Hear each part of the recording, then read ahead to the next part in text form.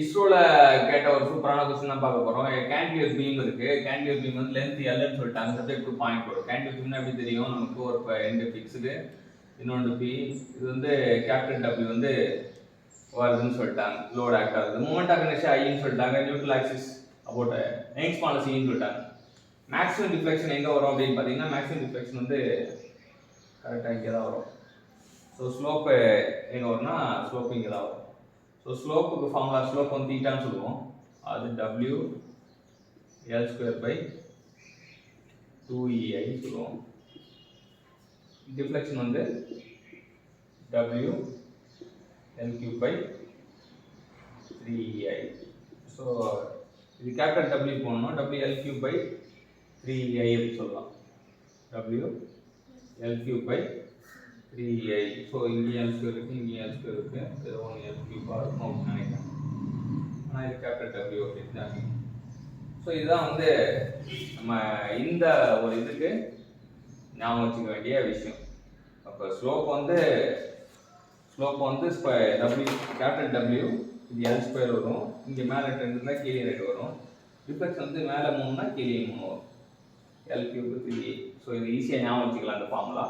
இதே போல் எந்த ஸ்லோப்பாக இருந்தாலும், எந்த டிஃப்ளெக்ஷனாக இருந்தாலும் நம்ம ஈஸியாக ஞாபகம் வச்சுக்கிட்டா மொத்தம் ஒரு 10 ஃபார்முலா இருக்கும். 10 ஃபார்முலா வந்து ஒரு ஃபார்முலா வந்து டைரக்ட் கொஸ்டின் நமக்கு வரதுக்கு வாய்ப்பு. What is the maximum deflection in cantilever beam carrying UDL? Small w per unit length. இது வந்து rate of loading சொல்லுவாங்க. Small w, capital W வந்து load சொல்லுவாங்க. Small w வந்து rate of loading. Small w capital W க்கு என்ன டிஃபரன்ஸ்னா, small w equal to capital W by L, இல்லாட்டி capital W equal to small w into L. இதோட unit வந்து newton per metre. இதோட unit newton. இதோட unit metre. இதோட unit newton. Newton per metre. இது metre. So rate of loading வந்து it is load per unit length. Formula படி பார்த்தோம்னா இது வந்து கேண்டிலிவர் பீம் என்ன அப்படின்னு பார்த்தீங்கன்னா, W கேண்டில் பாயிண்ட் லோடாக இருந்து வச்சுங்களேன், இங்கே 2 இருந்தால் இங்கே 2 வரும். கேபிட்டல் W இது டிஃப்ளெக்ஷனில் வந்து இங்கே 3 இருந்தால் இதுவும் 3 இருக்கும். ஆனால் இங்கே கேண்டில் UDL வந்து இங்கே 3 இருந்தால் இங்கே 6 வரும். இங்கே 4 இருந்தால் இங்கே 8 வரும். 2 மடங்கு வரும். ஸோ ஈஸியாக ஞாபகம் வச்சுக்கலாம். ஸோ ஃபஸ்ட்டு கேண்டிலிவர் பீம் மட்டும் 4 ஃபார்முலா ஞாபகம் வச்சுங்க. ஸ்லோப்புக்கு டிஃப்ளெக்ஷனுக்கும். இது ஸ்லோப் வந்து W L² / 2EI பாயிண்ட் ரோடாக இருக்கும்போது, கேண்டிலிவர் பீம் பாயிண்ட் ரோடுக்கு W L² / 2EI, W L³ / 3EI. Again வந்து அந்த இது ஸ்மால் W னா rate of loading. UDL small W L³ / 6EI, small W L/4 / 8EI. இது கேண்டிலிவர் பீம் முடிச்சா. சிம்பிள் சப்போர்ட்டட் பீம் வந்து பார்த்தீங்கன்னா ஆரம்பிக்கும் போது 16 ஆரம்பிங்க. மேலே இங்கே W L² இருக்கு, அதை W L² அப்படியே போட்டுங்க. ஆனால் இங்கே ஆரம்பிக்கும் 16. சிம்பிள் சப்போர்ட்டட் அப்படின்னா SS ஞாபகம் வச்சுங்க. Sweet 16 SS. சிம்பிள் சப்போர்ட்னா SS ஞாபகம் வச்சு ஸ்வீட் 16. அப்போ 16 போட்டு அப்போ எல்லாத்தையும் EE தான் வரப்போகுது. இது வந்து இங்கே மறுபடியும் W L³ தான். 16 3 48. ஸோ 16 ஞாபகம் வச்சிங்கன்னா ஸ்வீட் 16க்கு 16 16 3 48. அடுத்தது பார்த்தீங்கன்னா 48ல பாதி 24. இங்கே ஸ்மால் W L³ அப்படி போட்டுருங்க. 48ல பாதி 24. 24 × 3 போட்டீங்க அப்படின்னா 24 × 3 போட்டீங்கன்னா என்ன 72 வரும். 40 72 வரும். இது பார்த்தீங்கன்னா 384/5 போட்டீங்கன்னா அது 77 கிட்ட வரும். 384/5 போட்டீங்கன்னா இது ஒரு 7, இது ஒரு 34. அப்ராக்சிமேட் அடிச்சோம். இப்போ 24 3 இருக்குன்னா அங்கே 77 வரும். இது 5/384 வச்சுக்கலாம். ஸோ இவன் W L/4 / EA அப்படி வச்சுங்க. W L³ / EA. UDLனா அது மேலே இவனை பார்த்துக்க. ஃபஸ்ட்டு இவனை ஒருத்தனை ஞாபகம் வைங்க. Capital W L² / 2EA. அப்போ இங்கே வந்து ஒரு L வந்து தெரியும். W L³ / 3, மேலே 3னா 3. அப்புறம் அந்த ஸ்மால் W அவனுக்கிட்ட பார்த்து கேபிட்டல் W வந்து ஸ்மால் W L³ / 6EI. இங்கே ஒரு L பெருக்கணும். Small W L/4 / 8, 4 2 8. அதுக்கப்புறம் இங்கே ஸ்வீட் 16. கேபிட்டல் W L² வந்து மேலே பார்த்து காப்பிடுவீங்க. இது ஸ்வீட் 16 16EI. அப்புறம் W L³ மேலே பார்த்து காப்பிடுவீங்க. EI போடுவீங்க. 16 3 48. அப்புறம் 48ல பாதி 24. இது வந்து ஸ்மால் W L³ மேலே வந்து பார்த்து காப்பிடுவீங்க. 24. இது வந்து 24 3 72 வரும். இது 5/384 77 வரும். W L/4 / EA. ஸோ எல்லா ஃபார்முலாவும் நான் பார்த்தது ஒரே ஒரு கேள்வி, ஆனால் ஞாபகம் வச்சுக்கிறது 8 ஃபார்முலா. ஸோ ஒரு கேள்வியை பார்த்தாலும் 8 ஃபார்முலா ஞாபகம் வச்சுக்கும் போது எனக்கு எல்லாமே ஈஸியாக புரியும். அப்போ நான் ஒரு சூப்பரான கொஸ்டின் கேட்குறேன். Dash theorem are based on strain energy concept.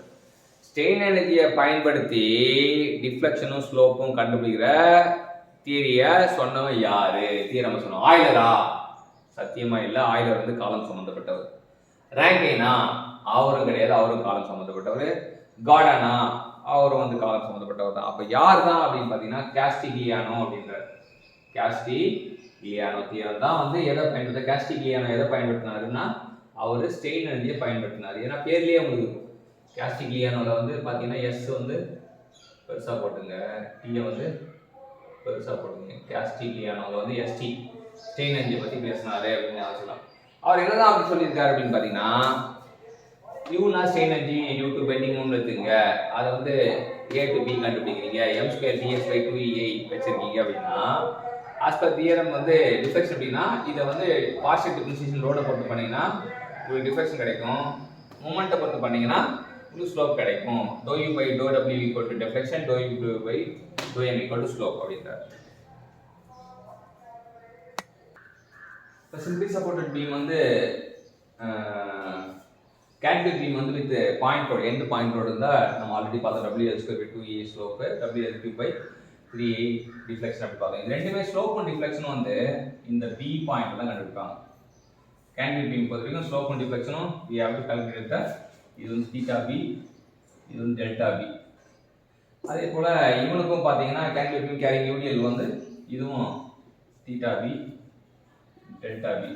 ஆனால் ஸ்லோப் டிஃப்ளெக்ஷன் சிம்பிளி சப்போர்ட் பீமுக்கு எப்படி வரும்னா இங்கே வந்து இது ஏ, இது பி, இது சி அப்படின்னா இது டெல்டா வந்து சி இந்த இடத்துல கண்டுபிடிக்கிறாங்க, தீட்டா வந்து ஏ பின்ற இடத்துல கண்டுபிடிக்கிறாங்க. பியா இருந்தாலும் ஏஆ இருந்தாலும் ஒன்று தான். அதே போல் இங்கே வந்து சிம்பிளி சப்போர்ட் பீமுக்கு பியில் கண்டுபிடிக்கிறாங்க, டெல்டா சியில் கண்டுபிடிக்கிறாங்க அப்படின்னு தெரிஞ்சுக்கலாம். ஏன்னா டிஃப்ளெக்ஷன் வந்து நமக்கு சென்டர் பாயிண்ட்ல தான் இருக்கும்.